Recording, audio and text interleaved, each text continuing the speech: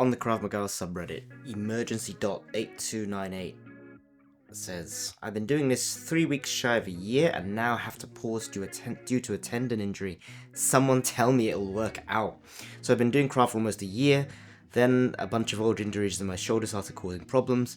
Come to find out I have a torn tendon and tendonosis, so I have to stop for a while. Krav has become a giant part of who I am, going to classes every week, only ever missing 4 out of the last almost year. Has anyone else had to stop due to an injury and been able to pick back up? Can you tell me your story, or at least that it'll work out? This is sucky, and I don't want to stop doing this, even if I know I'll be able to go back. But if I keep going, I could cause some serious damage to my shoulder. This was a thing I looked forward to most weeks. I've been looking for who I really am, and I felt like I was finally finding myself when doing this. I finally felt not truly safe, but safer walking to my car in the dark at the end of work. Edit. To add, I do plan to rest, but unfortunately it won't be for a few weeks. It's at least 3 months to a year before I'll be able to go back. Okay. I am pretty experienced in this one because I've had significant shoulder surgery myself, and I've got a star student in Nicole who has a significant shoulder problem. So this video is as much for her as it is for you. I was the same as you, so I really was getting into it for about a year, really starting to love it, transitioning from doing 1 class to 2 classes a week, finding myself becoming a fighter, and then suddenly the freakiest of accidents happened. I was lying on the floor and a female student helps me up, grabs me in a buddy grip and helps me up off the floor, so it just picks me up. And I actually put some weight into her, so I allowed her to help me up off the floor, and my shoulder popped out of its socket as I was standing up, so dislocated. I took up running. I had to spend a few months off of the Krav, so maybe 6-7 months off of Krav, starting to read about it as well, read about fighting, starting to watch YouTube, which is still relatively newer at the time,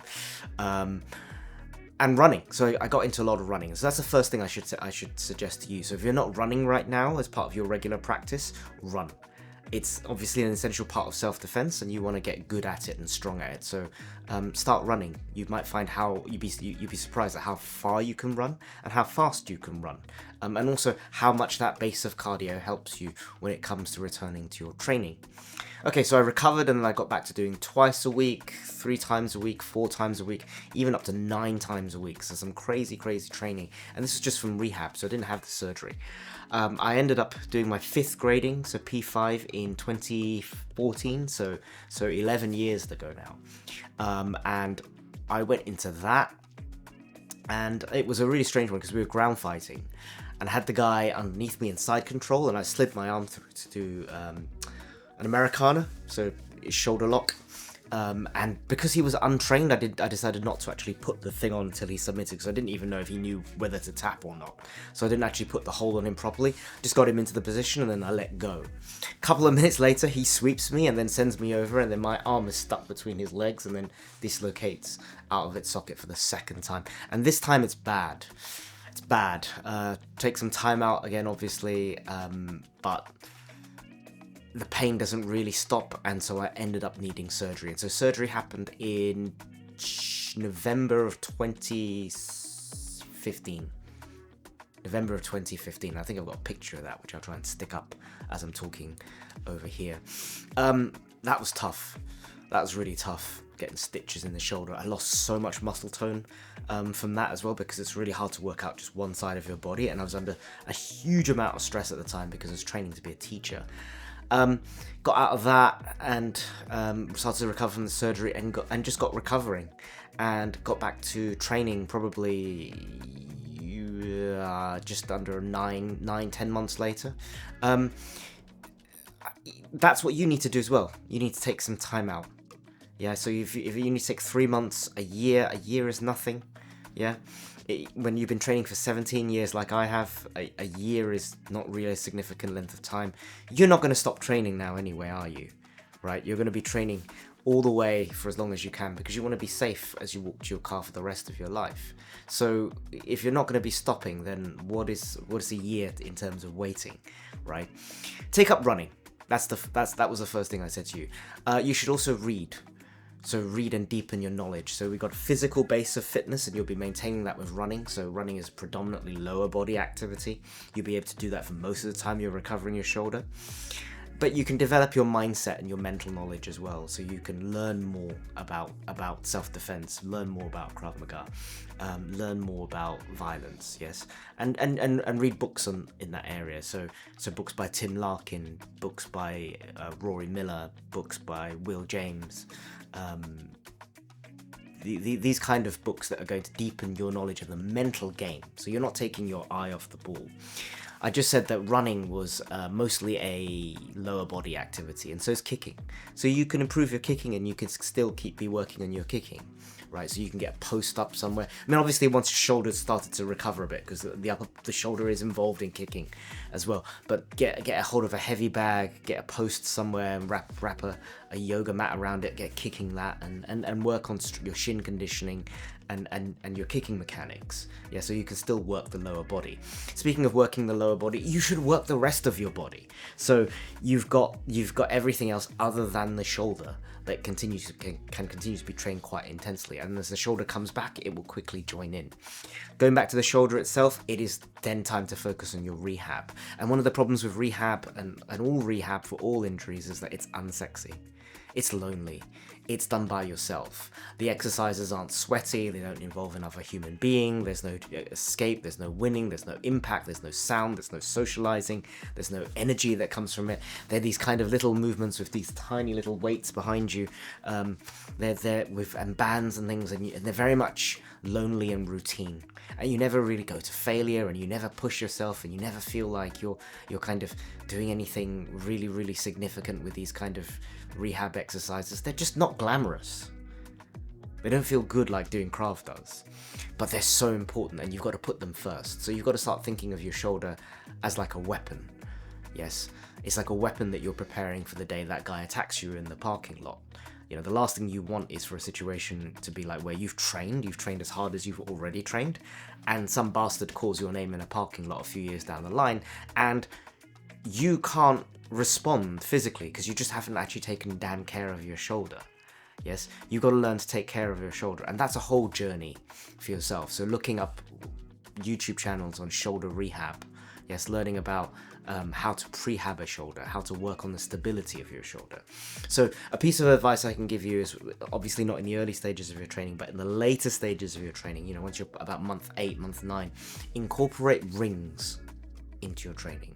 So gymnastics rings. Start off with holds, plank holds, push-up plank holds, dip kind of holds like a gymnast, and start to hang from rings as well. Hanging is excellent for the shoulders, and just using rings in general. Something Ido Portal said about using rings was that they seek out the point of weakness in yourself. So if you're weak in one area, your arm will drift off in that area.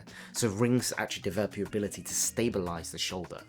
Other useful tools will be bands hanging off of bars. You can look into the earthquake bar, or the bamboo bar, I think it's called, which are kind of dedicated tools for developing shoulder stability whilst pressing. But you can also do things like do push-ups on a pair of bands, say stretched over something as well. But the idea is you want to incorporate instability into your workouts once you are able to actually take that. So that's a later stage of your rehab. Go to class.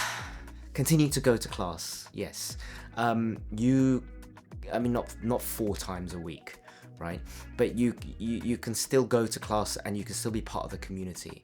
You can still connect to these faces, and you can still learn. So they did an experiment with pianists, right? They did an experiment with pianists, and what they found was that when pianists watch videos of piano playing, the parts of the brain that are used for playing the piano were active in those people, whereas for normal people they weren't. And what does that prove? It proves what we already know, which is when you understand what it is that you're seeing, as in you can do it, your engagement when you watch it on being performed is completely different from a person who has no idea what's going on. So your year of training means that you can now turn up at class and you can take things in by watching other people perform and by just listening to your instructor. And you can just sit at the sidelines and make notes, which is what I did. And those notes will stand you in good stead, because they were about you organising your thoughts and understanding the organization of the class, the organization of techniques and principles. And in some ways, you might actually take those things better in, because you're actually just making notes from the sidelines for a while, and you're just watching how everyone else performs. Yeah, I think sometimes now looking back, maybe it was that period that marked the beginning of my journey as an instructor, because when I was injured, I was sat there on the sidelines in 2009. All I could do was watch everyone else perform. And then it was seeing that other people have problems with certain things, and other people do certain things better than me, and so on and so forth. Because you can't really watch other people perform whilst you're actually doing it yourself. That's the instructor's job. For the first time, you'll actually be in classes where you'll actually be able to stop from the sidelines and actually look and go, well, is everyone else turning the heel? Is everyone else rotating the hip? Does everyone else keeping their chin down? Is everyone else overextending with the elbow when they're blocking? You know, you'll be able to look at all of these things and actually compare and make notes for yourself. And just stay engaged with the community. Yeah, if your club is intelligent, if your instructors are smart and they're flexible, they'll let you do that for free. They'll ask you to check in, they'll welcome you, and they'll know that they've got a lifelong customer in you. If they're dumb, they'll insist that you pay, right? But hopefully, with any luck, your instructors and your club will be as smart as mine were and my club was, and they'll just allow you to come along and just sit on the sidelines and watch classes during your recovery, because they know that that's the kind of special student. Yeah, I think you're a special student already because you're so dedicated as it is. So let's feed that dedication through and just into good habits, which are going to see you through your recovery. The last thing I want to say, and I want to go deep, and I'm known for going deep on things. It's quite common that when we begin to train something like self-defense, that we are working something out. So there's some kind of experience, some kind of frustration, some kind of trauma. In my case, I hated my day job. I hated work. I hated the work that I was doing. I hated that I had to do it, and I hated that I hated my life. Basically, I was just angry. I was really, really angry with my life at the time when I took up Krav Maga.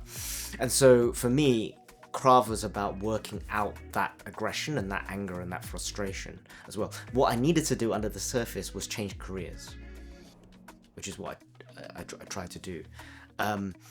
And whatever it is for you, there may be something that you also need to do, that you need to seek out in order to move your life into the next phase where you're a happier, safer, more secure person. Whether that's seek out some kind of therapy, change careers, change where you live, end a relationship, start a relationship, whatever it is, there may be something that you are or have been putting off, or you've been kind of expressing through your dedication to Krav Maga. And if that's trauma, you should seek out therapy, for example. Whatever it is, this injury represents a gap in time in which you might begin to start to look into that and figure out what's going on underneath the hood in yourself, and fix the inside as well as the outside. But whatever it is, you're going to need to actually get back to class, because ultimately, should some bastard call your name in that parking lot anytime in the future, you're going to need to have kept training, and you're going to need to have kept your shoulder sharp and ready for when that day comes. Hope that helps. Good luck with your recovery, and yeah, pop us a message if you want to chat and ask for any more advice. All the best. Peace.